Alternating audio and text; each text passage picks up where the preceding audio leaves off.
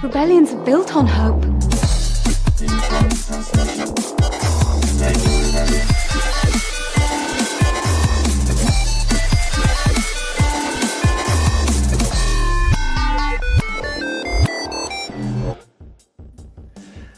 And welcome to another episode of Radio Rebellion, a Star Wars podcast. I'm your host, Alberto Calderon, and thank you for joining us today.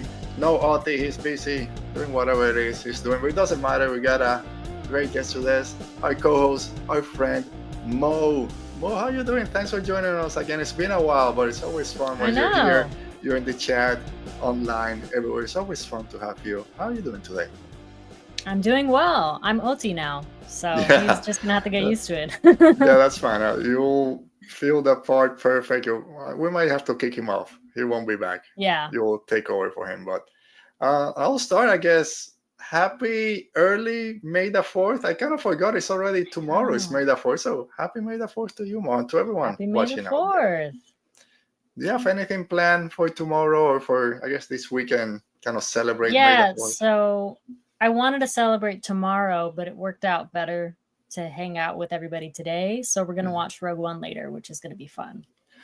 It's a perfect movie for this. It's a perfect segue after today's show to just go over there. I found out yesterday, my wife told me, I guess, that downtown is about 40 minutes from where I live. They have a May the 4th thing going on today. They're going to show Empire Strikes Back, costume party and all this. It starts right now, like at 5. Oh. I'm like, oh no, why did I know about this? I didn't plan it properly, so I'll miss that. But we're here. We're talking Star Wars. We'll have fun. And then tomorrow, Tales on the Underworld drops. Yeah. New stories with Ventress and Cat Bane. You excited? Do you like that Tales of kind of miniseries we've gotten these past couple of years? Are you excited for this one?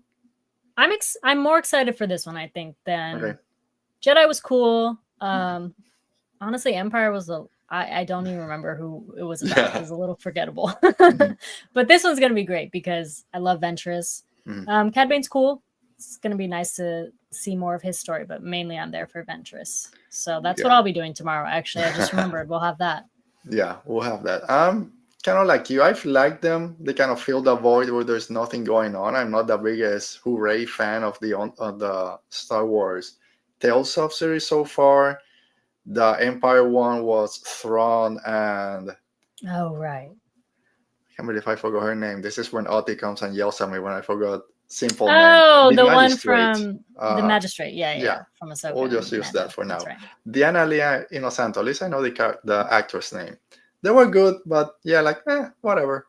I like Ventress in terms of she came back in The Bad Batch. So it's cool to see where her story goes. And Cad Bane, we'll see. At least Boba Fett killed him, so that's fine. Yeah, Cad Bane was like, I don't know. I just feel like Dave just wants to expand his story as much as he can. Just bring him back. He'll keep showing up. All right, cool. But if Ventress is there too, that's what I'm there for. Yeah, like I said, when this got announced, even though they're not my favorite characters, I wanted Star Wars to kind of branch out a little bit in kind of stories that they tell. It's nothing to be mad about. Yeah, give me more stories about those characters. It'll be fun. And from what I've heard, people... short. Yeah. It's like they're just really short, nothing too crazy. Yeah, people that have seen some of the episodes have been raving about them, so we'll see. Hopefully they're nice. We'll figure out that. We'll find out tomorrow, and then we'll do an episode on them here, probably after Andor. I don't want to mix them. We'll give them their own show for them. All right, before we keep going, our friend Buck is here. How you doing, Buck? Thanks for joining us. Buck. And sorry, thank you. It's Morgan and Barry's. Thrawn was in the Morgan Elsbeth section. He wasn't the one. It was Barry Sophie. We saw her go as an Inquisitor, and That's right. Actually, I did like that one. That was. Yeah, I'll give it to him. Thank you, Buck. Thank you. Buck is always there to save us. Yeah. When we forget something. Yeah. I don't know if he's happy or sad that Oti's not here. They always get into it when Buck is in the chat. I know. Yeah. All right, but I'll have to do the Ulti is always like playing the devil's advocate, so maybe I can do that. Yeah, whenever Buck says something, just ram it. Go at him. We'll be the same. Well, thank you, Buck, for being here. And anyone that might be watching this, and it's not in the chat or anything, just make sure you hit that thumbs up, like button. Comment down below if you're watching this later and want us to cover anything or just your thoughts on all the Andor episodes, anything we're talking about today. And subscribe to our channel so you don't miss any new episodes when they drop. And if you're listening to the audio podcast, thank you as always, and give us a 5-star rating, reviews, and we'll be happy. We'll be happy with a 4 stars, 3 stars. That's fine. Just keep it nice. Slowly. Keep it up. Yeah. Also, Preferably I don't know if it's, I guess it's official that a new novel is coming out called The Last Order by Kwame Umbalia. It's following the end of the Star Wars Rise of the Skywalker. Let me read that again. I just messed that up. Following the end of Star Wars The Rise of Skywalker, the Resistance rescues a ship full of young passengers who had been kidnapped by the First Order. As Finn and Jaina set out to find the First Order officer responsible before he can endanger any more children, the two former stormtroopers must wrestle with their own complicated past and as soldiers of the oppressive regime. Comes out not too far from now, October 21st. This story, a lot of people have been asking for this, either as a TV series, animated, whatever. And we finally get something with Finn and Jaina trying to save other kids before they get indoctrinated into the Empire or the First Order and find out more about their past. Seems like a no-brainer at this point, right? I know. Honestly, like it's a little strange how much they haven't told the story of after the Rise of Skywalker. Yeah. But I think because Rey's movie's coming and the Starfighter, so it's like maybe now they're trying to like piece it all together. Yeah, I mean, just give us more stories in that time period. Like, I love everything that builds up to it, but now let's move past it. And again, this is a story that people wanted since the end of Rise of Skywalker. People wanted more with Jaina and Finn and all that stormtrooper thing that they went through. So it's nice that they didn't forget about that, even though it'll be like 70 years. But we'll get 5-6 years. I don't even know. But give us more Finn. We love Finn. Come on. I'm still hoping He's that he so shows up. underutilized. Like, please. Give us more Finn. We need more Finn. Such a great character. But all right. So with that, let me gotta clean up let me get something from Star Wars Celebration here. All right, so if you guys are ready, I'm not ready. Let's talk Star Wars and Star Wars on TV. I am not your failure, Obi-Wan. Star Wars on TV. The revolution starts now. Yeah, the revolution starts now with Andor, Arc 2 of Season 2. Mo, let me figure out who I'm gonna ask to be a guest on this show. Your name is one of the ones that always comes up. You're a huge fan of Rogue One, huge fan of Daenerys, obviously, Cassian, all those characters. You were here when we did a Rogue One trivia, when we talked about Andor Season 1, so it was no-brainer that we wanted to have you back on the show. So again, thank you so much for joining us. Thank you for having me. Before we get into this arc, kind of just your overall thoughts of the first 3 episodes as it got set up for the last 3 that we just got earlier this week. The first 3 episodes, I think I liked it overall. There were some scenes that I feel like dragged on a little bit because it's just 1 year and we're only getting 3 days out of that year. And I feel like we were at the Mon Mothma wedding forever. I was like, dude, let's go. Weekend, I know. But I enjoyed all the scenes. Like, they were beautiful. The dance scene at the end was really good. Cassian scene was by far my favorite. Just seeing rebels, the infighting, they just can't agree on anything. There's no structure. And I think that's going to pay off later when the rebellion is actually formed and there is that structure, because we've obviously seen how it goes without it, and it's just a mess. I think that's one of the best things the show is doing so far, is showing you the different pockets of rebel out there, how they all are doing it different way. There's no cohesion, there's not a leader out there. Of course, that comes later when Mon Mothma will do her appeal and kind of leave Coruscant, but right now everyone's just kind of out of whack. Even Ghorman Front and whatever is happening will go into it. It's very weird. Everyone has their own rebellion. Everyone has their own rebellion, and right now it's not helping anyone. No. They're just going out of whack. Similar, I like the first arc. I think I like this one better. I really like these 3 episodes. This one shined more. Yeah, episode 2 I think is my favorite of the 3. I want to spend some time talking about Saw Gerrera and just his speech because it's so great. I'm so happy he was back. Because Oh man, Forrest Whitaker, anytime he's on screen, it's incredible. I'm gonna he be could have such little lines and he kills it. yeah, I'm gonna be a hypocrite throughout this episode because when we talk later about the big recasting, I'm gonna say like, it doesn't matter. But at the same time, I'm thinking about, can anyone else play Saw Gerrera like Forrest Whitaker can? Probably not. So don't change him. So. And then when we talk about Bail Organa, I'm gonna be like, it doesn't matter. It's what the story kind of asks. So I'm a hypocrite. But come on, that scene with Saw Gerrera was so great. We'll get to that. For anyone watching or listening out, they will do the same thing we did last week. We won't go episode by episode. We kind of subdivided some of the big arcs inside the arcs, I guess, and then we'll cover most of it. I'm guessing. Probably I have too many notes, but we'll get through them.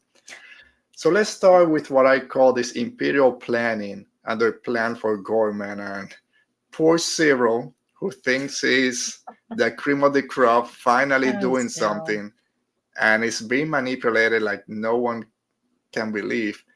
But you gotta love the guy. But even I bought it at first.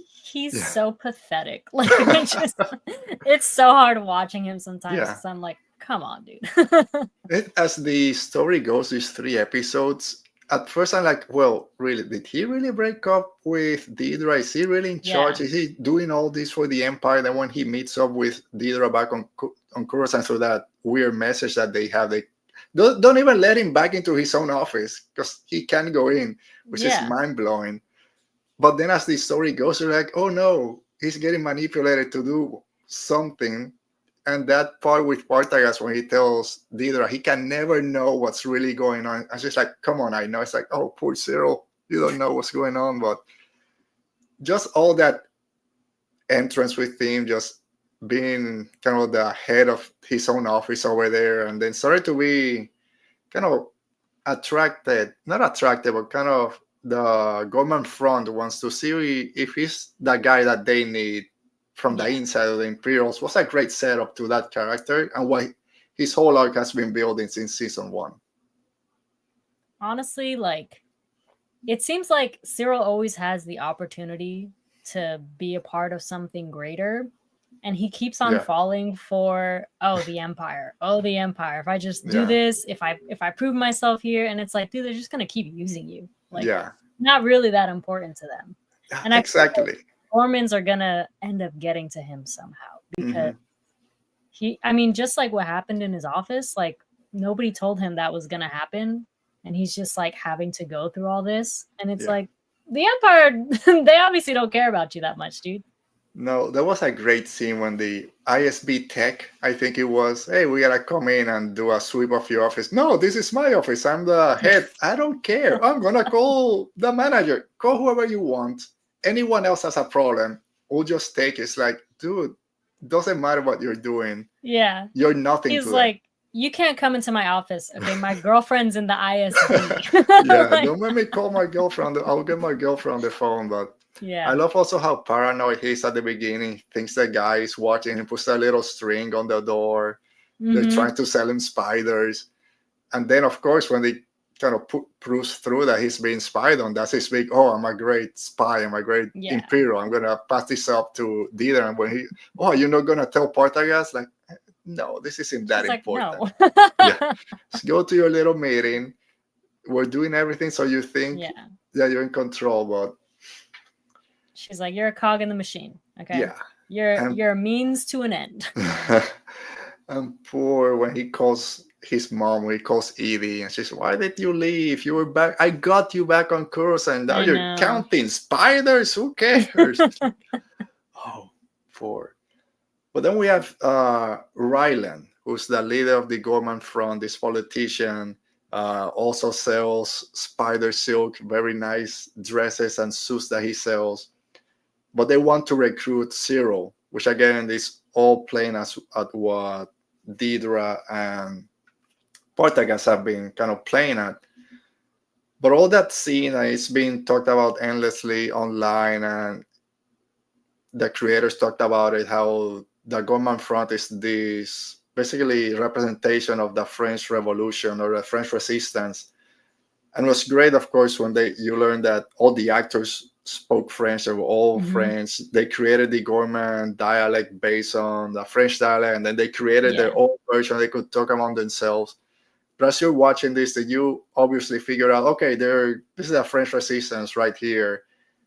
It definitely seemed like it, especially because the monument almost looks like a guillotine. And I'm like, this is a little bit too on the nose.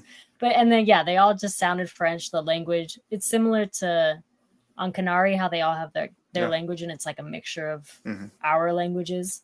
And I was like, okay, I see what they're doing here. Yeah, I like that. But it's great to also, and we talked a little bit already, the different pockets of rebellion, how they all kind of gather and decide what's the best path forward.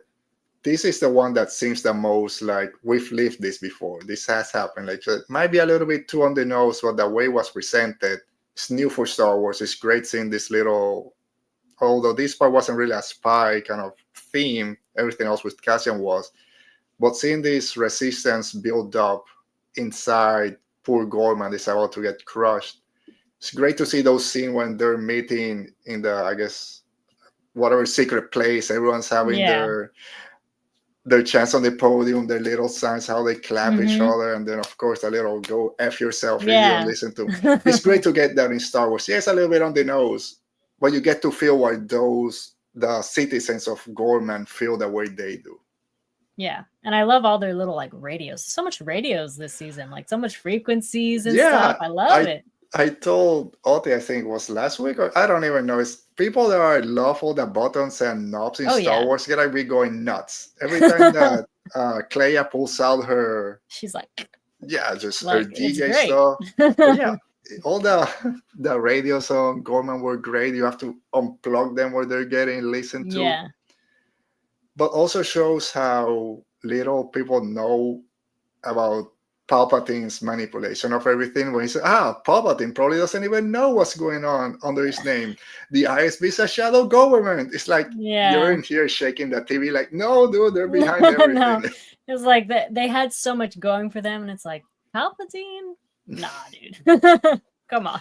Yeah, we can both help the Empire if we work together. It's like, no, this is what they want. Let's take it a step further. Like, let's think a little bit more outside the box. Yeah, think a little bit. Which, of course, then plays throughout the whole episode when it's, are they ready for what they're doing? I'm glad with everything that's been going on there. Now, we got Krennic in the first episodes, that we haven't walked away from the great scenes inside the ISB when Partagaz is the one leading. I love when he's talking to all the other, I don't know, managers or whatever they are. Yeah. And it's, okay, tell me what you've gotten. 10 days. And they go through the list of all the things. Okay, so what's your plan? What information have you got? Yeah. Constantly drilling them. It's like, that's all you got? This buffet of rebel plunder. It's like, oh man, who says that? And then he goes, 10 days, 2 supervisors, 30 suspects, and still no intel, just ingesting and speculating. It's like, oh man, it's just, let me hide. I know. Like, oh yeah, there are many reasons this is happening. Pick one. Just give me one reason. It's just so great. It's a great character. I was a little bit afraid when they brought Krennic that he was going to get pushed to the side. So I'm glad that he's still there. But are you enjoying how delicious it is when he just rails all the Imperials for not doing a good job? It's great. I need to see a scene with him and Krennic. Like, I just need to see a scene with Krennic with every ISB like supervisor, just so that he can seem all like pompous and they don't know what they're doing, and he's got this secret mission nobody knows about. Like, I love that attitude. Yeah, I love that little bit that we got in that first episode that also show you that structure, that even as Partagaz seems as this important Imperial, he's still a couple levels that below Krennic. And with the energy project that they're doing for the Empire, we also love when Partagaz has to throw the names. Oh, I'm meeting with you, Lauren, and we're going to talk to the Emperor, trying to build up his importance in it. But yeah, that one little extra button means so much. Oh, yeah, it's red. If it's red, you know it's important. And then our friend Lonnie is making moves inside the ISB, trying to throw an idea out there. So, Partagers doesn't just cream everyone, but I love that we're getting more with Lonnie. Deidre's assistant, I forget his name, like Ertz or something like that, is taking over the Axis project. That, of course, Deidre's not too happy about it, but Lonnie took that opportunity to get some information. Then we have that great scene when he meets with Luthen to kind of tell him that Deidre's now overseeing Ghorman, and that throws Luthen all through the kind of out of whack. Do you think that's going to come back to play him at some point? We're seeing Luthen kind of lose his temper and his patience. Like he says, "Oh, the time for waiting is done. We can't keep waiting." So I don't know. Yeah, it's so interesting because this last time they met, Luthen was like, 3 months is too long for us to not be meeting each other. Then you look back at season 1 and it was like a year since they had met. And so now he's like, "No, I need this information now," which is like, it's good. But then I'm like worried about Lonnie. Like, not that I like love him too much. He's like, he's a cool character, but I'm like, man, the Empire is going to catch on. And I'm actually thinking like the Gorst mission, I think that might be where the Empire is like, wait a minute. How did they know about that? Yeah, we'll talk a little bit more about at the end, but there's that, and I'll say I didn't catch it the first time, just seeing people kind of go through them online. Super fast. Like, only 2 people knew apparently about Gorst wanting to expand inside Coruscant, and now this happened. So it's like, what's going on? I think, unfortunately, that might come back to bite little Lonnie, which I love the guy. Because I love this kind of playing both sides, or not playing both sides, but being this plant inside the ISB. So I'll be sad when he goes, but I don't think he'll make it all the way. I don't know I think he might make it a little longer because the Gorst mission, it was Deidre's little sidekick that was like super excited, and he made sure that he took the mission. So maybe he's the one that's going to get grilled for it. I just wrote it because. When this is why I love Partagers, all his comebacks, when he's, we'll do it right now. And he's like, it's an assignment. Calibrate your enthusiasm. Like, calibrate your enthusiasm is so good. I'm gonna keep that for any time everyone gets too excited. Just calibrate your enthusiasm. It's just an assignment. Don't get too hyped up. But that maybe Lonnie thinking about it, and I'm just gonna push this on him. He's very excited for it. Tell me all the information after you read the dossier or whatever. And maybe it'll fall into him, but I think they gotta be careful. They might be making a little bit, little mistakes here and there. I don't know if we'll see Lonnie for very long. No. Just going back to Syrl a little bit, he's got planted there on Ghorman by Deidre, which was given the assignment by Krennic, and then just passes that on to Syrl. And like you said, he just wants this approval from anyone. And probably when Deidre said, "Hey, go to Ghorman for me," it's like, yes, finally, I'm getting to do something. Like, oh, yes. Yeah. And that meeting that he had with the Ghorman Front and with Through Island was very interesting. You don't have that discussion with basically your enemy, kind of going, we're just trying to live. If you're going to write a report, make that your headline. Like, we're just trying to live in peace and just be happy. Like, make that your headline. Why are you even here? But they're scared that they're building an armory right next to the monument. He gets given a little spider. He has like 3 already. Takes that one to his mom, which they was gonna call the spider Syrl to keep in common. You gotta love that woman, love Edie, but at the same time, I understand why he doesn't want to spend a second with her. Like, he's brooding, he doesn't talk. It's like, it's the same like you being here. It will keep me company. It's like, yeah, Deidre was like, "You want to go to Ghorman?" He's like, "Yes, I do." The further away from here as possible. And then, of course, when after meeting with the Ghorman Front and giving them the information on the shipment and earning their trust, when he goes back to Coruscant, after spending 1 hour back in his apartment, whatever happened in that 1 hour, we'll leave it to people's speculation, but those are very dark lights in that apartment also. You might trip walking over there. They just like repulse me. I cannot look at them any longer. It is something about them together that I'm like, I hate this. I love it. I love it, but it's like not too much, please. Yeah. It's like every time it comes up, I'll always say it's like, this was a joke at the end of season 1. Like everyone's, oh, they're gonna get together, haha. Oh, and yeah, I was they like, are. no, please. Yeah, and now when we see it's like, Do I really want to say this? I don't think I want to. But I was careful. Nobody followed me. Oh, I know. I had someone follow you. It's like, oh, poor I guy. know. Just needs someone and someone over him. And he seems like turned on by it. He's like, you had someone follow me? It's like, stop! Yeah, a little smile. It's like, ooh. She doesn't trust you. Oh, Syrl.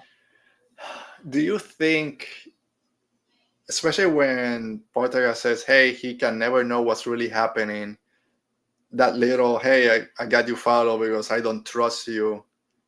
Me and Oti talked about it last week when we were doing our kind of previews. Do you see a path where, I don't want to say redemption, but when maybe he turns to the rebel side, when he sees everything that's been going on, maybe kind of I don't want the Empire to win, I just need Kylo Ren to lose kind of thing, that he doesn't care if the rebels win, that he just wants to stick it to Deidre maybe? I've been hoping for this since season 1 because every time Syrl gets involved with like the Empire, he's only ever doing it for like a greater good, a greater cause. Mm-hmm. And every time it's like the Empire is proving themselves to be not that. So I am actually hoping that he turns. And I think if he ends up figuring out what Dig is doing, that will probably be a turning point. Yeah. And I think that's the way to do it. We can speculate 20 times what makes him turn, but having someone like Deidre that he's been infatuated since he laid eyes on her, be playing him might be the thing that turns him. Is it the massacre itself? Maybe he gets blamed for the massacre when it happens, and I'm just following orders because he believes in the Empire, right? He believes in it so hard that he just wants to climb that ladder. But yeah, I think if he ends up turning to the rebels or doing anything against the Empire, is when he finds out what's really happening and that Deidre is the one that put him in that position. It's gonna be fun. It's gonna be fun. I don't even think he believes in the Empire so much as I think he just believes in order. Sure. And because there is no like structured rebellion right now, there's nothing for him to go to. So once it's structured, I mean, he can come on over. Come on. We need someone to calculate how many shipments we want. Bucky's right. They can't even look at each other. Look at each other. No. She's like, turn the lights off, please. The little kiss on the cheek wasn't the most affectionate. And it repulses me. I'm telling you. I was like, oh, God. Oh, man. Disgusting. Can't look away. We try, and of course, it's like a car crash. I'm like, ugh. Gotta watch it though. I remember when the first images were coming out, and there was a picture of Syrl inside the ISB headquarters. I'm like, man, he's gonna be so happy he finally made it. And then when Partagas told him, "Oh, great job, Syrl, keep it up." If I say this is the greatest moment of my life, it will kill the mood, basically. Like he's literally so pathetic. I can't.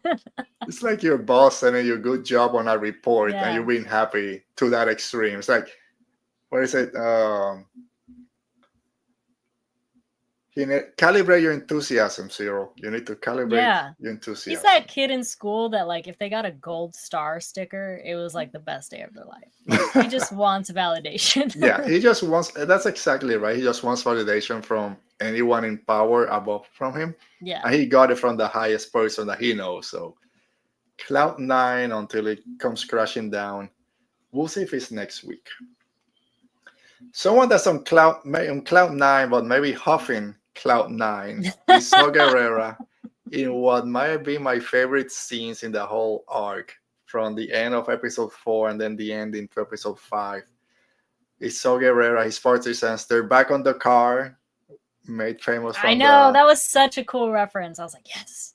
Great reference. We speculated about it during the trailer. Was it really the car? Was it gonna be Yavin, which we got last week? Great to see it. Just the asteroid belt around it looked great. But making Saw the one that has that old old rebel base makes it even better. Just of all the people that had that secret base that will later help the resistance 30 years from now, thought it'd be Saw Gerrera. But Paul Willman packed there delivering something. I thought it was a bomb.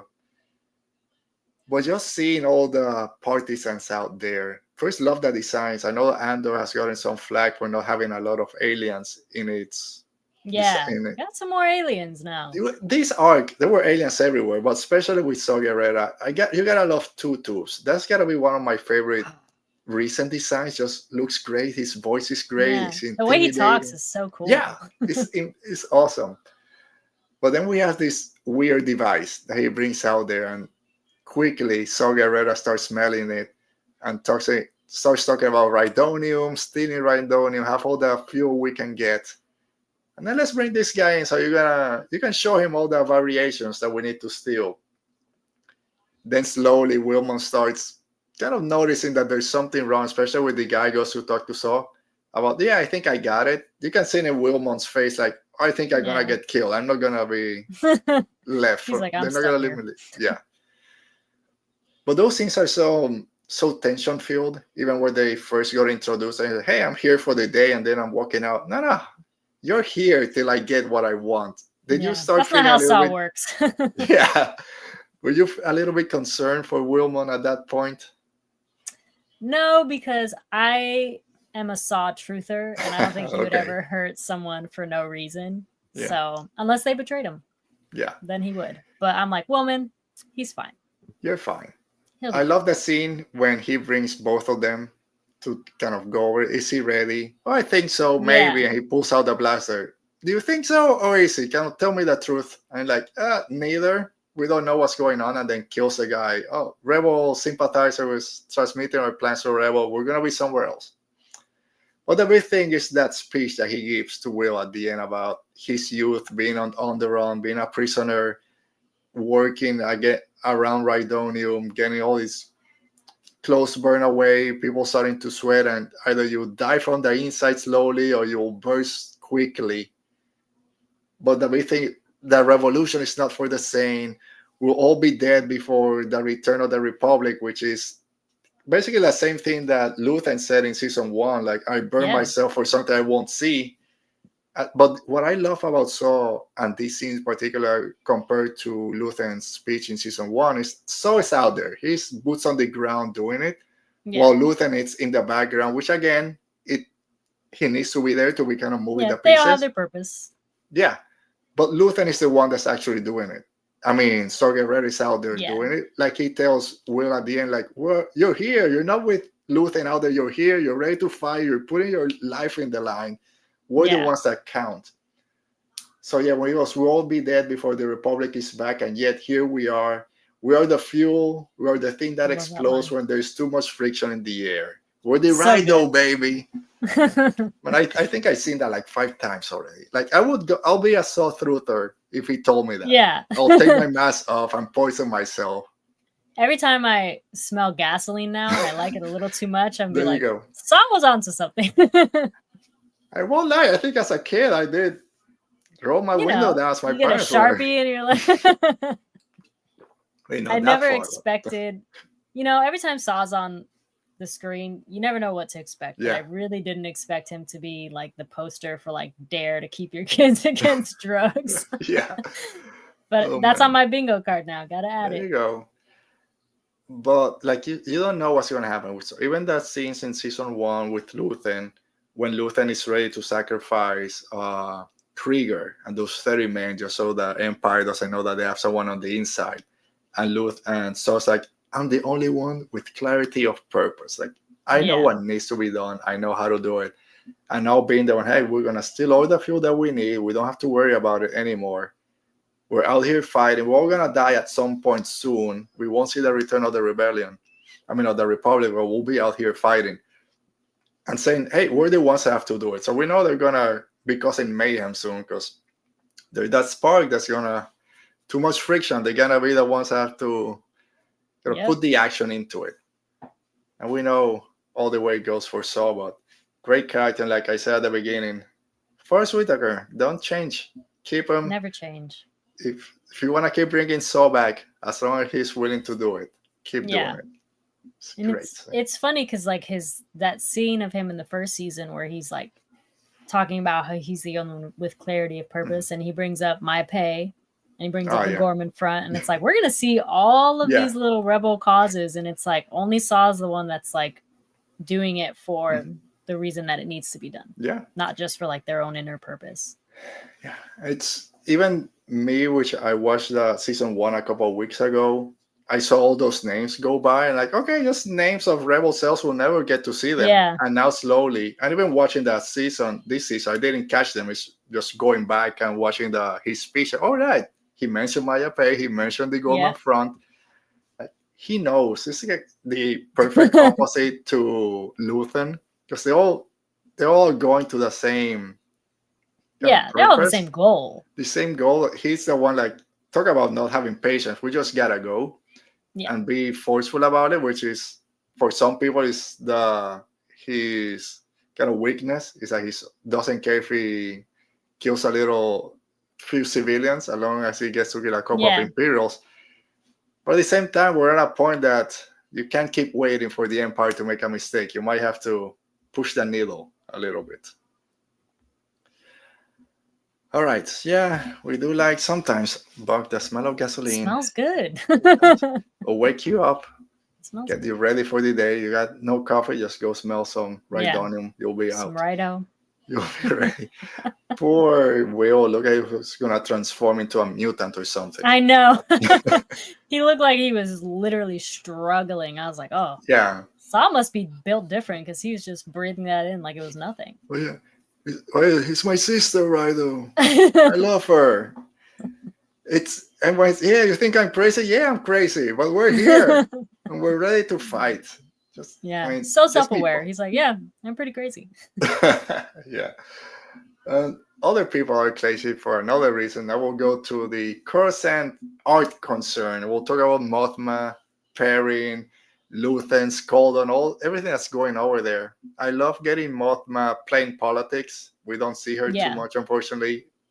But now we see her trying to get votes, talking to all these other senators, trying to help Ghorman through her policies or whatever. And people staying away like, putting the name Ghorman in front of anything right now might not be the way to go, which might be similar to something that's happening in real world when politicians don't want to mention a certain place in the Middle East, starts with a P, called Palestine, because no one wants to put their name behind the atrocities that are happening there. So sometimes this show might be a little bit in your face, like, but at the same time, you gotta understand what's going on. So yeah, I think it resonates better because it's like, oh yeah, totally get that.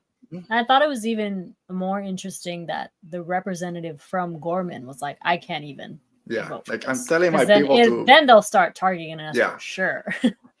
Which you see both sides, right? You want to help Ghorman as Mothma. We gotta stop this PORD, this public order resistance, the directive. Any act against the Empire is a class 1 offense, which is what got Cassian thrown into Thanks, Narkina. Cassian. It's your fault, you bastard.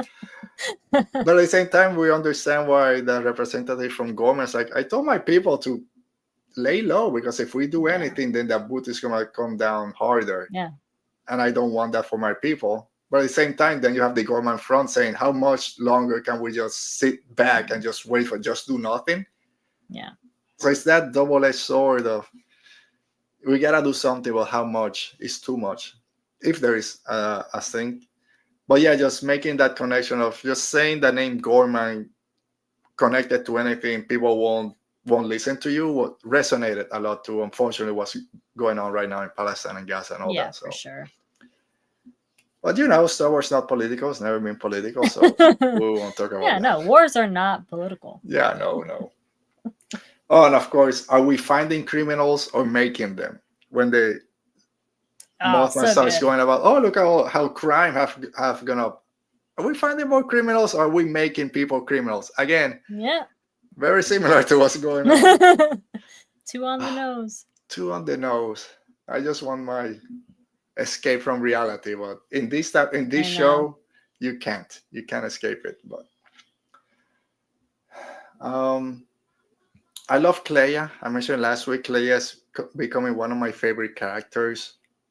She's the one that keeps Luthen leveled when he starts going kind of out of whack. Yeah. And that scene when she starts listening again on her huge table that I love, I want them to sell that instead of lightsabers. I just want this whole mixing thing behind me with all the knobs. But she listens that Skull don't find out that one of his art pieces is a forgery. He wants everything then inspected right after this big art show that he's having. And that conversation with Luthen, both of them going at it. And he's like, I told you this wasn't going to work. It's just bits and pieces that we're getting. She's like, are you done? Like, this solves nothing. Like, there's a problem. We got to fix it. And he just wants to, I told you so. This sucks. It's like, who cares? Like, whatever happened. We got to fix it. That's what I love about her. Like, whatever happened, it's in the past. We're not gonna move forward. So I love that scene of her trying to, hey, just shut up. Let me handle it. We'll do it at the art show. We'll take it out. I got my weird key. We'll get it. But she's like his bratty daughter that will not let him go too far off the edge. Yeah. She's like, pull yourself together. We're gonna go here and we're gonna get it out. Yeah, just scream all you want now. Get out of the way before we get in the car, and then we gotta go fix stuff.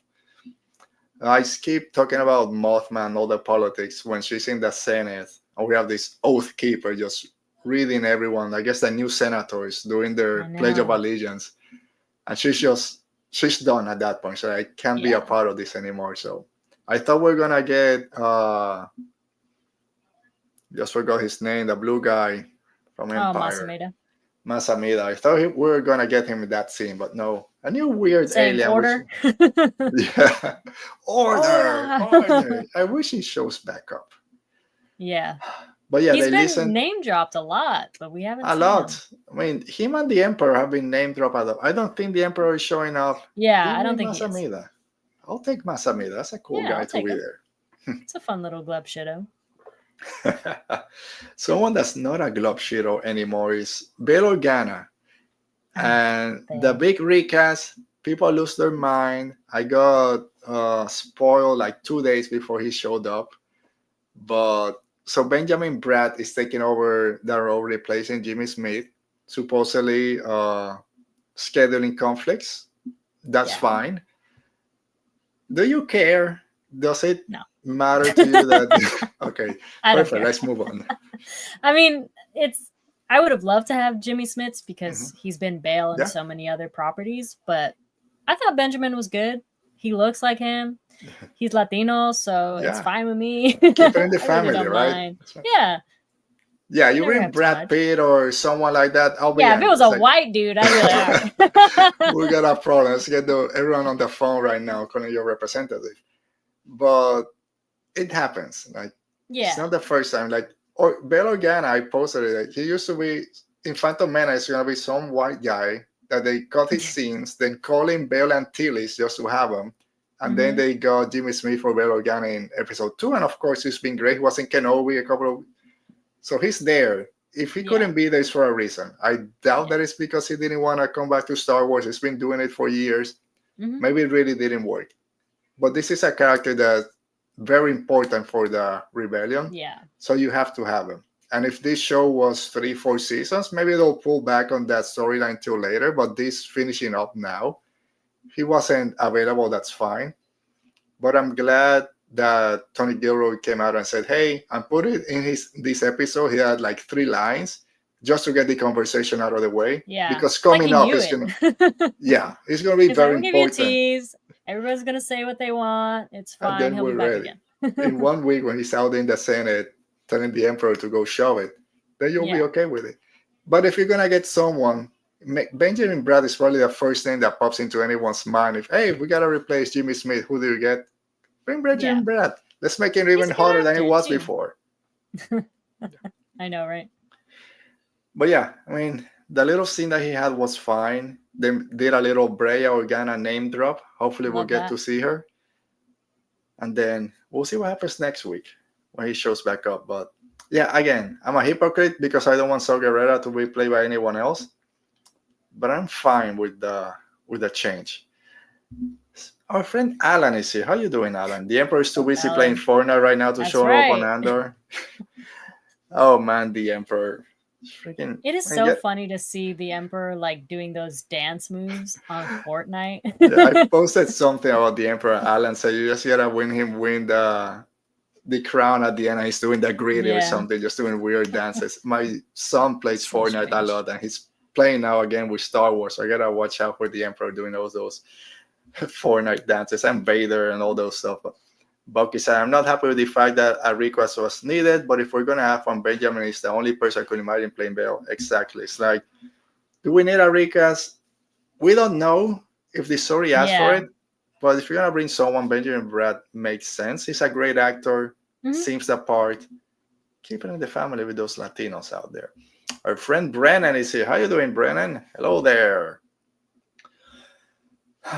All right, so let's go to that art scene, and we'll go straight to it. And it's Mon Mothma confronting Krennic, which is something I never thought we were going to see, but was a great scene. Diva off. The diva off. Who can be that big? I love how much fun he's having playing Krennic this time around. I mean, he was fun in Rogue One, but right now it's like doing whatever. You gotta love it.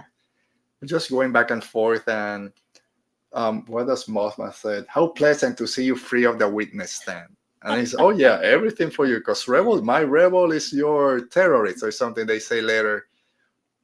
But just that back and forth. Yeah, anytime she can drill Krennic in the 5 minutes they're in that room, she's like, I'm going to do it. Yeah. I hope we get more with the two of them. But what a great scene. Finally, just thinking about Star Wars history in general, having those two characters knowing what they mean for their respective side. Like, you don't get that. Yeah, I was actually like the first 2 episodes, I was like, man, I wonder if they're going to bring back Krennic. Like, we saw him in the first arc, and I was like, I hope that's not all we see of him. And then he comes in, I was like, yes, perfect. Yeah, my special guest or something is waiting here, and he turns around and you're, oh man, here we go. Can't wait with to his see little cape, and he's like, yes, I'm here. Okay, with his black sash.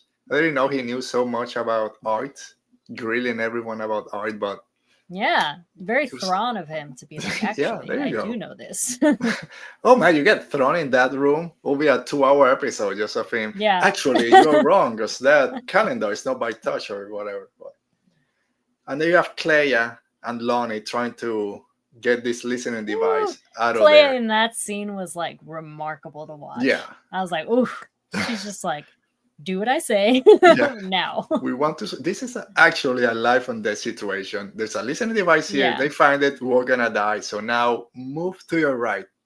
Oh crap! I'll move forward. It's like it's not gonna work. I'm gonna get out of here. You don't leave. You do as I say. Now move to your left. Hold the table. Lonnie at one point was like pissing me off. I was like, dude, just move to your left. Like, what are they gonna do? It's just this. How difficult can that be? No one's gonna find out. But listen, because they're going to ask us questions later. They're going to quiz us. So be ready to answer. Which again goes to how smart that character is. So, hey, I'm not just here to steal this. You got to be ready for the questions that are going to be asked. Yeah. Clea is Alan trying to build an IKEA furniture. Those things, those wrenches, they don't always work. So always one missing. You got to figure that out. The blood great dripping from her hand at one point, I was like, oh my God. It's really into it.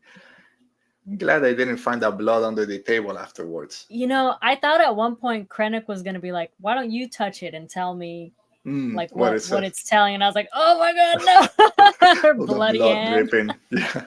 Just slips on the blood and falls backwards. I was like worried. I was like, oh God, don't tell her to do anything, please. Yeah. So I know some people don't like that slow burn of the show and there's not too much action or whatever, but those things, they're so tense feel that they'll be fine because we know we're halfway through the season. But still, what's gonna happen? Yeah. So they work great. And just a little joke at the end. We should have killed Krennic while we were up there. Everything will be over. Could you imagine how different it would be if they actually did kill him?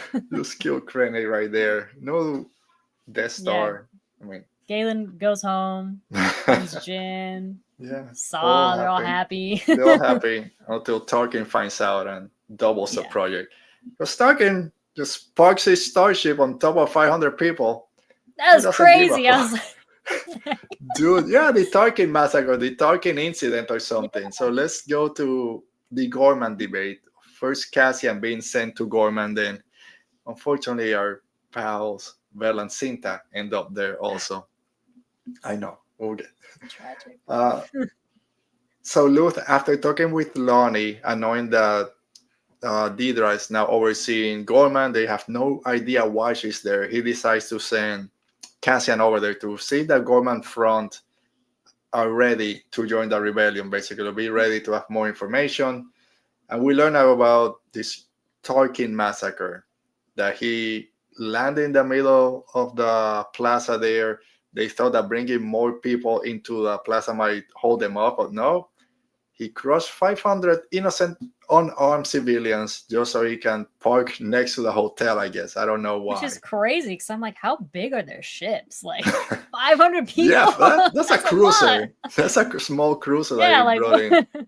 Crazy. Bucky saying that's Tarkin straight out of Legends. Man, he's a maniac. Yeah, I heard that like that massacre in specific was actually in Legends. Like that was the original Ghorman. So they're like kind of doing both.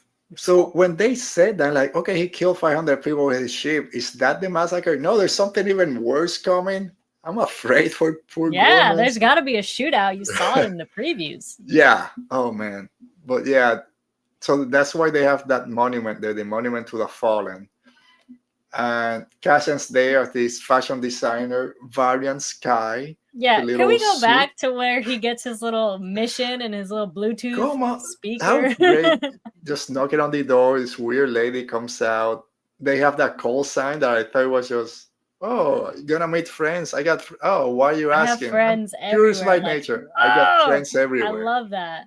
And then when it plays out later with Cinta, with saying Val, like, oh, great. okay, this is how they pass those. It's grand. There's this weird guy comes out, giving the little, you're Varian Sky. You live Varian in Sky. I was like, this is so cool. Like, also, that's so much information to remember. Oh, yeah. I would not be a good rebel.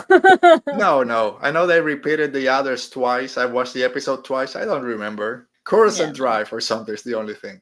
But I love that we get to see more of the spy side of Cassian. Because we know in Rogue One, there were spies that were doing all this stuff. So getting to see that was great. Such a different character from the first arc when he's just covered in mud, stealing the TIE fighter. Now he's with weird glasses, swatches. His cape, the swatches trying to show like that's probably like the most I've seen Cassian smile in such a short period of time. Like he's all like happy. He's a fashion designer. Yeah. And when he's talking to, I forgot her name, but she's a part of the Ghorman Front. Yeah. And he just like switches. I was like, oh. Yeah, in that little bakery. I want to go to Ghorman. Just that little plaza, I got everything there. It's very nice. But yeah, he's like, oh yeah, I want to meet your father. What the hell are you doing here? You don't know who I am. I might be an Imperial, I might be a snitch. You're lucky that I am who you want me to be, but stop following me. I'll meet you tomorrow. Yeah, I'm so happy. We'll see you there. Tell your father. He switched real quick. What a great scene. Is crazy because it's like he's not wrong. Like she gave him a lot of information and he could have been anybody. Yeah. What if I'm the friend? Like, oh, because your friend saying you, what if I'm the friend? What if I'm this or that? Like, you're just lucky. I'll meet your father tomorrow. And then we have again that other great scene, just learning what the front wants to do. Meeting with, I just forgot his name again, the leader of the Ghorman Front. I'll tell you real quick. Rylance, which is a great name. Rylance. That's such a French name, Rylance. Rylance, very French name. But basically saying, you guys are not ready. You waited too long, might be a little bit too late. You want to advertise what you're doing. I don't think this is going to work. But then I love when he hits him back. Not much of a revolutionary, are you? It's like, oh, crap, I guess not. I thought he was going to change his mind at that point, but no. You know that stuck with him, though, because after he left, he was like, damn. Yeah, I'm not impressed. I'm not. Tell your friend I'm not impressed. Yeah. But yeah, then he tells Luthen they're not ready. They're just going to get killed. Basically, the Empire's going to come hard on them. And Luthen's like, yeah, and like, basically, if we get a planet like Ghorman on our side, on the side of the rebellion, showing people what's really happening, they'll help us. We'll get more kind of people behind us. And that's we get that scene from the trailer. Where if it goes up in flames, it will burn very brightly. Yeah. So that's when you gotta love Luthen and at the same time hate him. Like, he wants to get that rebellion kind of ahead, not doesn't care about what's going to happen to the people down there. It's like, Yeah. God damn it. But he's not wrong. He's not wrong, but it's the same thing that Partagaz and Didro are doing on their side. Like, yeah, let's let the Ghorman Front do something so that the Empire can come and kind of do their part. So they're both playing the same game. But the Ghormans are going to suffer. But talk again about great scenes, those two, Cassian and him going back and forth in the ship. Oh, I heard it didn't go well on Ghorman. How the hell did you heard? I just left 2 hours ago. Oh, no, he called me. No, dude, you had someone else there.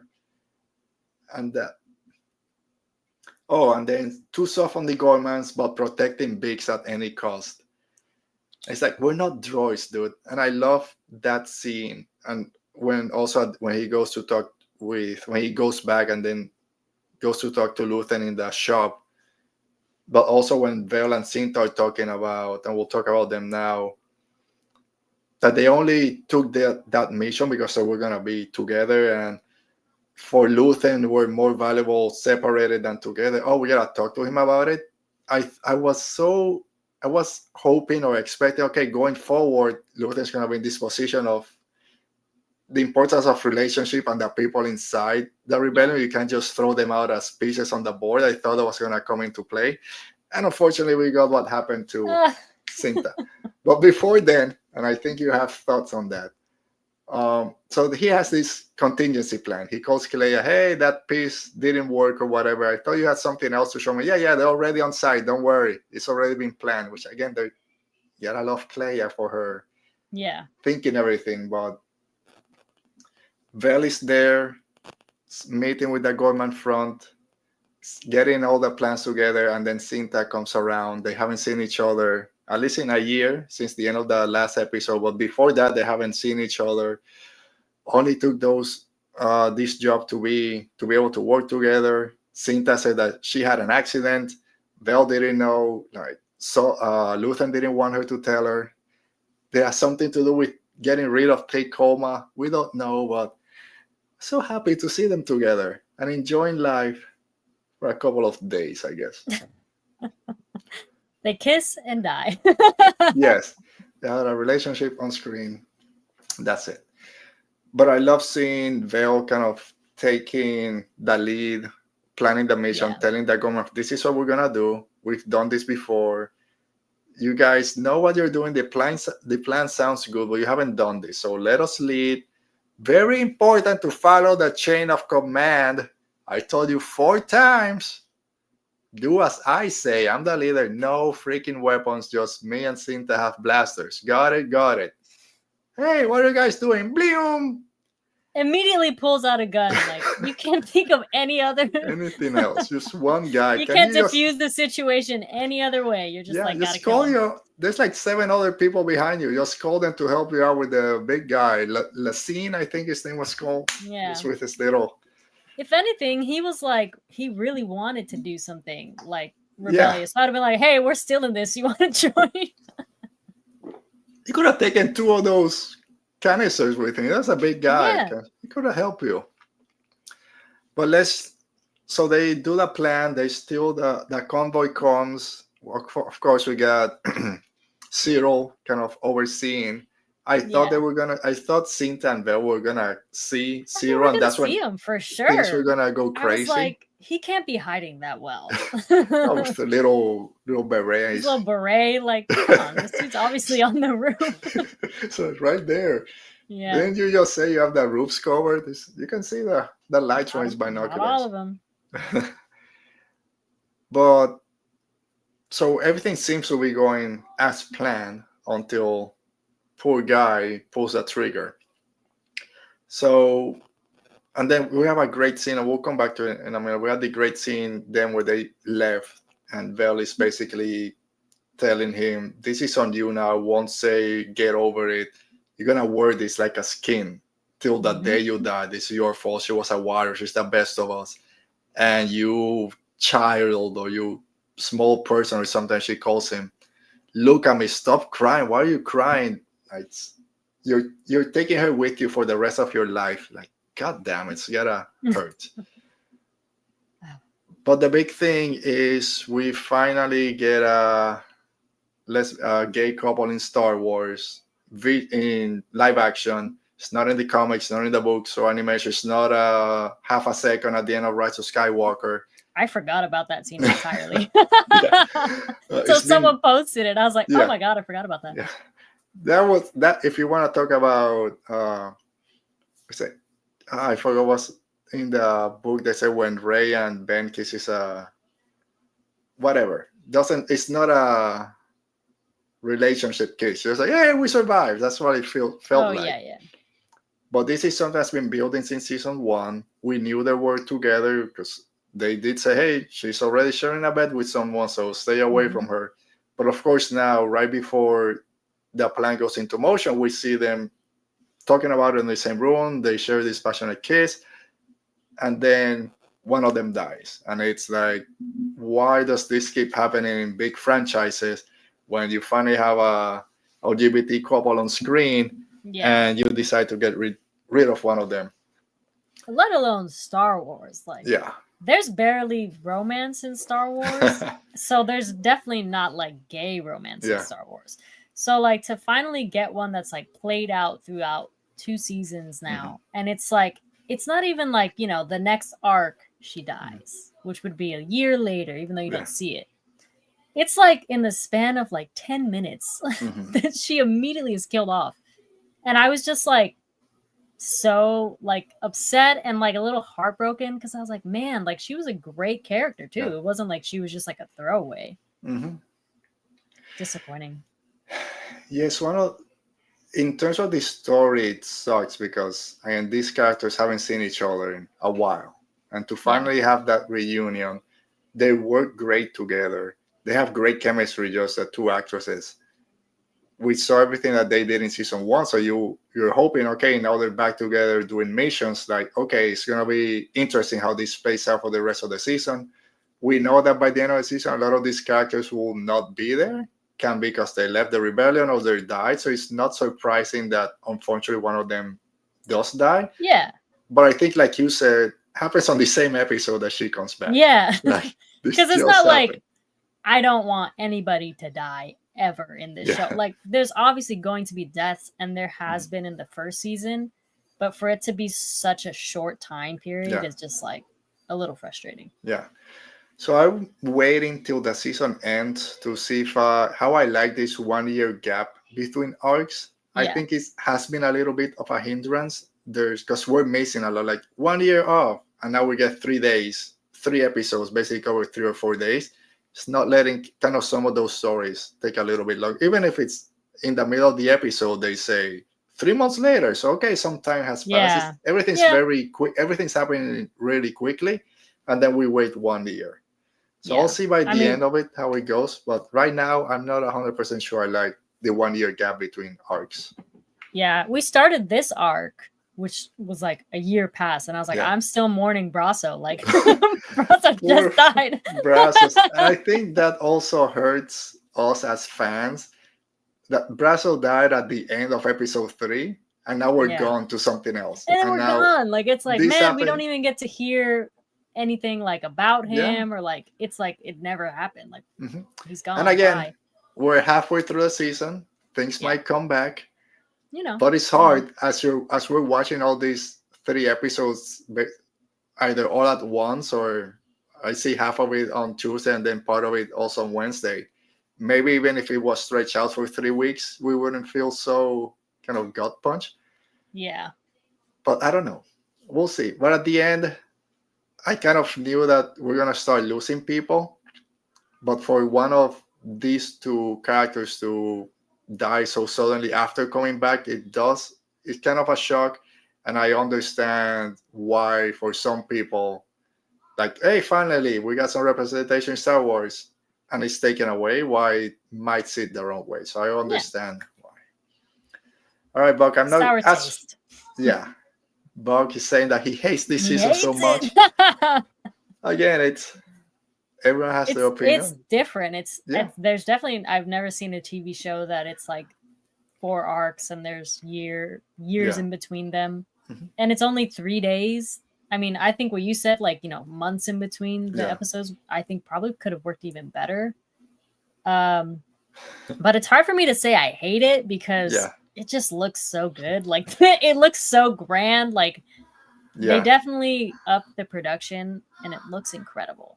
And it sounds incredible. So I'm like, I don't hate it. I got some issues. I got a couple issues. Some decisions we don't agree with. But visually, man, just the set designs, the animation, the dresses, the characters, just looking at the show, the way Coruscant looks, all the different places we've visited, the design of Ghorman, like we've been to so many. That Ghorman wasn't an actual city. It's like a set they built on Pinewood Studios. I was like, this looks like a real place. Yeah. It was crazy. So the dedication they went to producing this show looks great. Even just for that. And the world building that they're doing is great.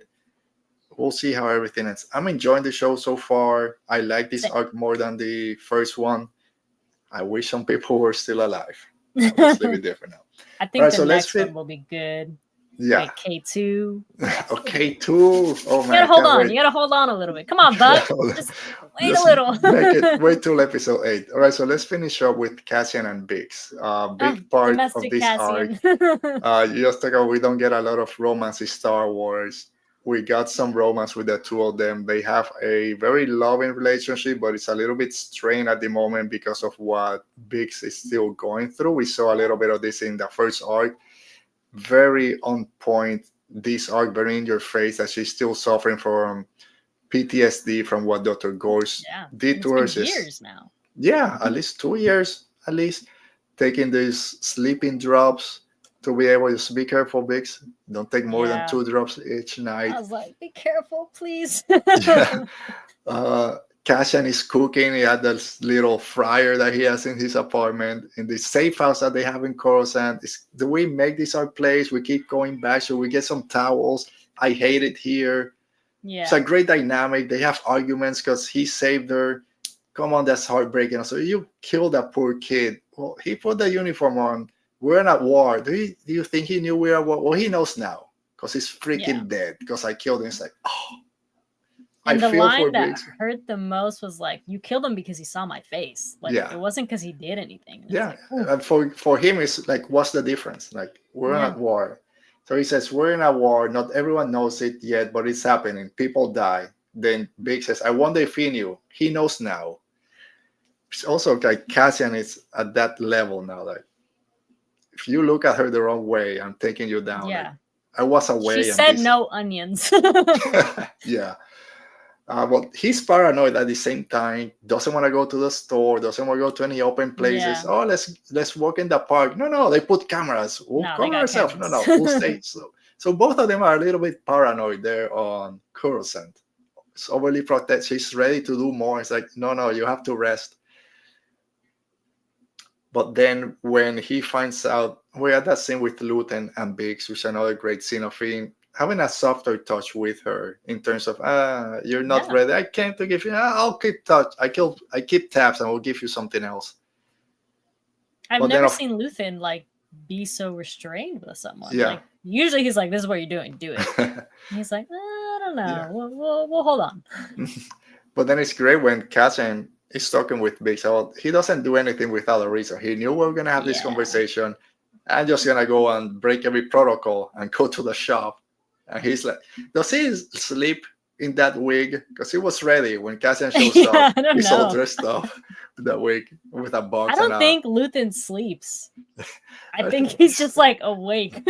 Yeah, no drops for him. He doesn't sleep. Yeah, that's why he knows what the drops are, because he was he was struggling to sleep. Oh, yeah. But then after he comes back, and hey, the next mission we're doing it together, we have that romantic scene between the two of them. I think even before that, just with the hands, whatever motion they were doing. Big kiss. Yeah, which is like a Ferrex like custom. It's like a ceremony thing. Okay, I didn't know that part. And when I saw it, I thought it was maybe that, and then I saw the article afterwards, and I was like, yeah. Oh, nice. I gotta go read that one. Again, it's the world building that they do for this show. It's amazing. Even if it's not your favorite, even if you hate some of those things, it's like the kind of I don't even know that word, but how much you need to think. they care about they it care so about much. what So, is yeah. what you're seeing, every single part of it. Yeah. All right. So before we get to the end, it's Lonnie and Ertz, I think it's called, whoever did as assistant. They get the intel that Dr. Gord's his project is expanding in Coruscant. Like I think he says the army likes what we're doing, the results we're getting. They want to Which is expand. crazy. He's getting his own facility to torture people. The Empire loves that, but they don't condone sexual assault. It was the big thing last week. But torture, yes, they're building something new back here, and I'm putting you two on top of it so they don't mess it up, and then we can imagine at this point that Lonnie told Luthen what's going on, and that's why he sent Biggs and Cassian.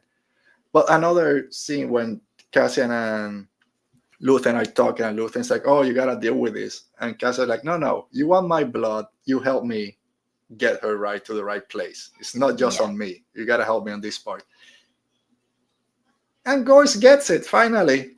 Someone gets the revenge that they deserve. So great Luthen's to see like, Biggs well, back. What would help Biggs? Killing her torturer. Yeah, I think that's if you need to get out your funk, just kill the person that tortured you. To see her go. Perfect. Kill the guard that's coming and blow out the whole facility. But also now puts Biggs in that same category as Cassian in terms of she's doing something for the rebellion. So she's not just now hiding or just passing information like she was in season 1. Unfortunately, of course, everything she's gone through so far in season 2. But now she's ready to take that step and will hopefully be with Cassian going forward, which then gets me scared for what her fate is going to be in the next coming arcs.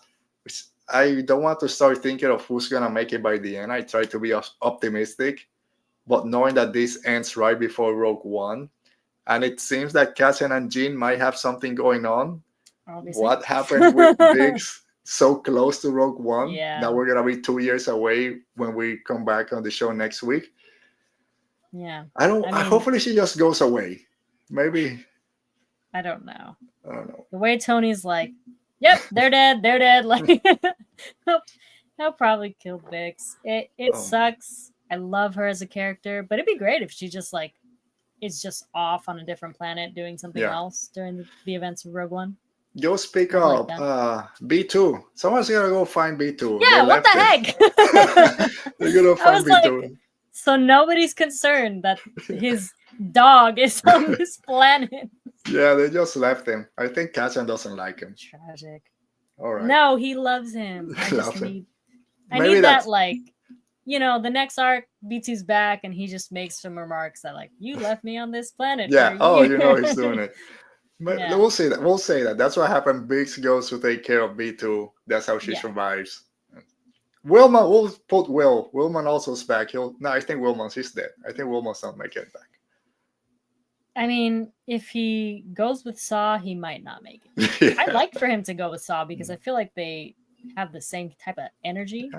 But he has less of a chance making it out if he goes with Saw. I mean, I'm sure we can look at Rogue One and see some guy in the background. That kind of looks weird. He might be There's back actually there's a partisan that has like the scout trooper mask, but it's like green and black. Like they painted it, and I'm like, that could be Woman. That's it. Got a mask on. It's fine. The effects of the Rhydonium messed him up, so he needs that mask. That green makes sense. So or he just has Rhydonium in the mask, so he's breathing that's it even better. There we go. We figured it out. We solved the mystery. Yeah. And we'll leave it there. So next week, we have the return of K2. I believe they said it's episode 8 that K2 is back. So it's going to be awesome to see what happens. So that's it for us today. Thanks to Buck. I'll put your last comment, Buck. I'm not going to forget about you. It says, the bury your gay straw will always ruin a show for me, I understand. But it's not real. But it's so much more than all that. And again, we'll respect your thoughts on that, Buck. But yeah, again, Buck, always great when you're here. You keep the show lively. Brennan and Alan, I'm sure they will see the replay and put a comment later. Say, I forgot. I fell asleep. But you're a friend there. It's always fun. Oti will be back next week. We have our friend Andres Alvarez from the 60 Minute Podcast. Will be joining us next week. You know this is gonna have something to connect Star Wars to politics, so that's gonna be a great episode next week. Mo, thank you so much for coming back. You. Where can people find you out there? And we'll have you back sooner. We won't wait till Andor season 3, which will never happen, but we'll have you back. Where can people find you out there? You can find me on Twitter crying over Cinta at Jin My Stardust. All right, you can follow her over there. You can follow us at Radio Rebel Pod. We'll be back next week. Stay safe. Be safe. Calibrate your enthusiasm, people. May the Force be with you. Have fun tomorrow. See you later. May the Force be with you.